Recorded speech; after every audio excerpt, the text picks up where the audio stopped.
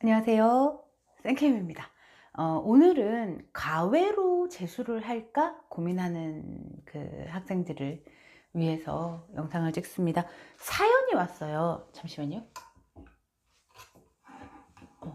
죄송해요. 내추럴한 영상. 사연이 왔어요. 그 아이가 수업을 잘 못 따라가고 기초가 너무 없어서 과외로 재수를 하려고 하는데 어떻게 생각하세요? 이런 사연이 왔는데 저는 제 생각을 들어보세요. 저는 기본적으로 과외로 재수를 하는 거는 반대하는 편인 게요. 과외는 한 개인의 지식이에요. 그러니까 강의는 한 개인이 다수를 놓고 강의를 해야 하고, 그러다 보면 어느 정도는 검증된 지식이 전해지는 거죠. 그러니까 강사와 과외 선생님의 차이점입니다. 내가 알고 있는 거를 그대로 아이에게 전달하는데, 만약에 그 사람의 지식이 잘못됐다면 그것들이 그대로 전달되어지고 받는 학생의 입장에서는 뭐가 잘못됐는지 몰라요. 근데 강의는 여러 가지 등급의 학생들이 있고, 그 수업을 듣고 선생님 이건 아닌 것 같은데요. 이거 왜 이래요? 뭐 여러 가지 질문이 쏟아지죠. 그러니까 준비와 대비와 실력이 사실은 과외 선생님, 그러니까 과외만 계속하는 사람들이 있어요. 그거랑은 퀄리티의 차이가 확연하다고 저는 생각을 하고, 그리고 막 학원 강의를 막 하는 사람이 뭐 쪽집게 과외처럼 따로 이제 약간 금액이 올라가겠죠. 그런 과외를 하는 상황은 또 괜찮죠. 검증된 지식이 전달될 테니. 근데 이런 과외는 전 과목을 진행할 수가 없어요. 금액이 너무 비싸죠. 그래서 동네 막 그 과외 선생을 붙여서 재수를 하는 경우도 저는 봤는데 성공적인 경우는 못 봤어요. 그러니까 고등학교 때 뭐 내신 준비 막 요런 거 하면서, 내신 준비는 개념이잖아요. 개념. 대부분 개념. 뭐 문제에 응용한다고 하더라도 뻔한 그 과정. 근데 수능 준비는 다양한 문제풀이 방법과 여러 가지 사고의 개념이 들어가야 되는 것 같거든요, 저는. 여러 가지 방법과 같은 문제를 풀더라도 과정이 다르잖아요. 그러니까 여러 가지 넓은 지식이 들어가야지 아이가 늘 수능에 생소한 문제들이 나와요. 어느 과목이건. 그런 문제를 봤을 때 그거를 창의력 있게 풀 수 있어야 되는데, 한 개인의 지식이 전달되고 그걸로 수능 준비를 하는 거를 저는 반대합니다. 제 의견입니다. 그 부모님들도 답답하시니까 여러 가지 방법을 생각하시는 것 같아요.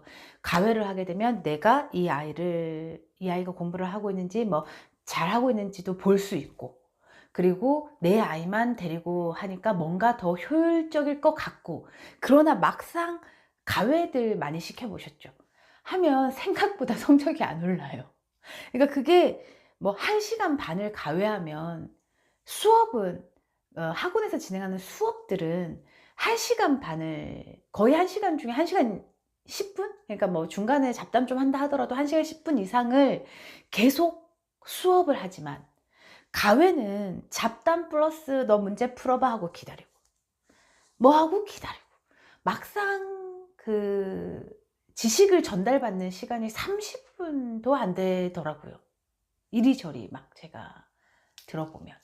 그래서 과외로 수능 준비를 하는 건 사실 위험한 일인 것 같고요. 이건 저의 개인적인 생각입니다. 또 이 영상을 보면 과외만 전문으로 하는 분이 있다면 또 막 네가 뭔데 이러실 것 같아서 사실 좀 겁이 나는데, 그래서 제가 제 생각이라고 말씀드려요. 그리고 음 그 기숙학원에 있다가 그 수업이 못 알아듣겠고 뭐 힘들고 생활도 부대끼고 해서 나가서 과외할게 하고 나가는 학생들이 의외로 꽤 있어요. 근데 그 학생들이 한 달, 짧으면 2주 안에 다시 들어옵니다. 그러니까 과외 시간을 제외한 시간 컨트롤이 안 되고, 아무리 의지가 강해도 그건 힘들어요. 그리고 그 과외로 뭐 일주일에 두세 번 뭐 2시간씩 과외를 받는데 그 과외로 막 진도가 스피드하게 나가지 않는 거죠. 사실 아이들이 제일 먼저 알아요. 근데 부모님들이 강요하시거나 좀 아이가 뭔가를 선택했을 때 부모님들이 강하게 계속 반대하시면 이 아이가 이게 아니구나를 알아도 말을 못 해요. 자기가 굳이 하고 싶다고 해서 한 거면 "거 봐 엄마가 하지 말라 그랬지?" 이 말 들을까 봐 못 하고요. 그리고 엄마가 "이거 해, 이거 해." 하면 "엄마가 이건 아닌 것 같아." 하면 "그거 해." 이럴까 봐 못 해요. 근데 공부를 하는 학생은 공부를 막상 하는 사람은 학생이고, 그 학생이 내가 '아 뭔가 뿌듯하게 하고 있구나.' 아니면 '이건 시간 낭비야.' 뭐 '이렇게 하면 안 될 것 같은데.' 이런 건 가장 먼저 아는 거죠. 그리고 과외 선생 또한 직업이고 영업이잖아요. 이 과외가 끊기면 나의 수입이 줄어드는 거예요. 그러니 이 아이가 뭔가를 못 알아듣는 것 같고 이 아이가 과외 시간에 굉장히 딴짓을 많이 함에도 불구하고 부모님들한테 말을 못 하죠. 끊기면 안 되니까. 그래서 제 친구 중에도 과외를 계속하는 애가 있는데 막 한 달에 한 번씩 피자 사 줘요, 엄마한테. 과외 끊는다는 말 못하게 하려고. 그래서 뭔가 체계적이고 창의력이 필요한 수능 준비를 과외로 하는 건 저는 위험하다고 생각합니다. 대부분의 과외가 국영수가 이루어지죠. 그리고 탐구는 뭐 인강을 듣거나, 그러니까 공부가 분리가 돼요. 뭐 이 선생님한테 국어, 수학, 영어, 탐구는 인강, 뭐 전체적으로 산만하죠. 그래서 저는 아이가 기초가 안 돼 있어서 수업을 못 따라가더라도 이런 경우에는 소규모의 학원을 선택하시면서, 소규모의 학원을 선택하셔도 그 수업을 못 따라갈 수 있어요. 그래서 수업은 수업대로 들으면서, 소규모 학원들의 장점은 두세 명만 묶어서 따로 이 아이의 수준에 맞게 진도를 나갈 수 있어요. 근데 뭐 그걸 하는 학원이 있고 안 하는 학원들이 있죠.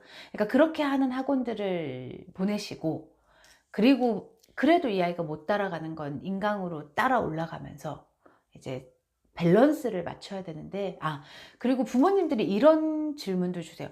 "학원을 어떻게 찾아야 될지 모르겠다." 제가 뭐 경기권, 서울권 뭐 이런 곳은 제가 막 알아보고 괜찮은 학원 있으면 추천드리기도 하지만, 지방은 제가 어떻게 알 수가 없으니까 말씀을 드리는 게 뭐냐면, 어느 지역마다 학원가가 있잖아요. 근데 그들이 막 홈페이지에 올려놓은 광고는 사실 좀 믿을 만한 게 못 되고요. 학원가에 간판을 보시면 뭐 소규모 종합학원, 뭐 대입학원 다 있잖아요. 거기를 일일이 들어가 보셔야 돼요. 제가 대치동 학원 찾을 때 검색해서 8곳을 일일이 방문했었잖아요. 이것처럼 거기 학원가 지방 같은 경우에는 많지 않을 거잖아요. 근데 거기서 뭐 한 4-5개 되겠죠? 거기를 일일이 들어가서 방문하시고, 또 이런 얘기하세요. 걔들이 말하면 다 좋은 것 같대요. 근데 반복적으로 학원을 4-5 군데, 많게는 10 군데 정도를 방문하시다 보면 중복되는 것과 차이되는 것, 차이점, 그리고 '여기는 뭔가 다르네.' 이런 느낌을 분명히 얻으실 수 있으세요. 2-3 곳은 구별이 안 돼요.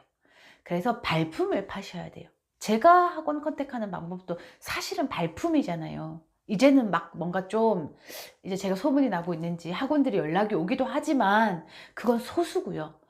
발품을 파셔야 합니다. 그래서 정리할게요. 가외로 재수를 준비하는 건 위험할 수 있습니다. 폭넓은 지식이 아닌 어느 한 개인의 지식이 들어오는 것이기 때문에 검증되지 않았다고 저는 생각하고요. 그리고 의문을 품어도 이 아이의 나의 의문만을 그 사람이 소화할 거예요. 수십 명, 수백 명의 의문을 소화해야 되는 사람들은 지식의 폭이 굉장히 넓겠죠. 그래서 가외로 하는 건 위험할 수 있고요. 그래도 내 아이가 기초가 부족해서 불안하신 분들은 발품을 파셔서 학원을 찾으셔야 됩니다. 어차피 노력 없는 결과는 없어요.